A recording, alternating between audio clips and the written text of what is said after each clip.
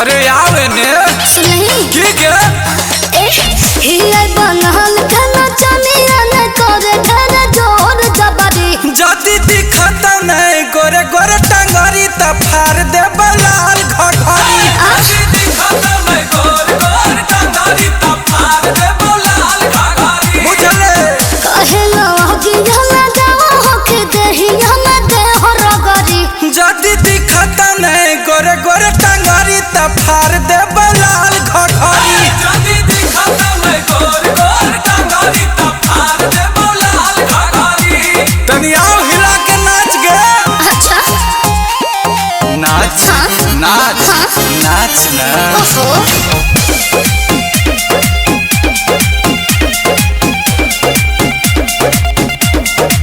महंगा है हमरो जवानी कितना महंगा हो करे में छोड़ मनमानी हम तो करबो चुप रह कोई बोलता है कि नहीं रे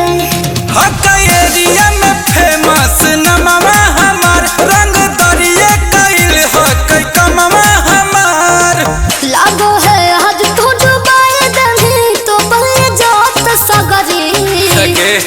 मजा ले और मजा दे ज्यादा टेंशन नहीं ले लागो है आज तो डुबाए दही तो बल्ले जात सगरी जदी दिखत नहीं गोरे गोरे टंगरी त फाड़ दे बलाल घघरी जदी दिखत नहीं गोरे गोरे टंगरी त फाड़ दे बलाल घघरी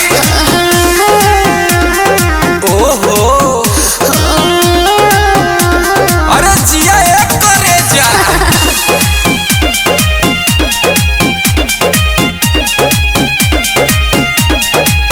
वैसे न कर दे जा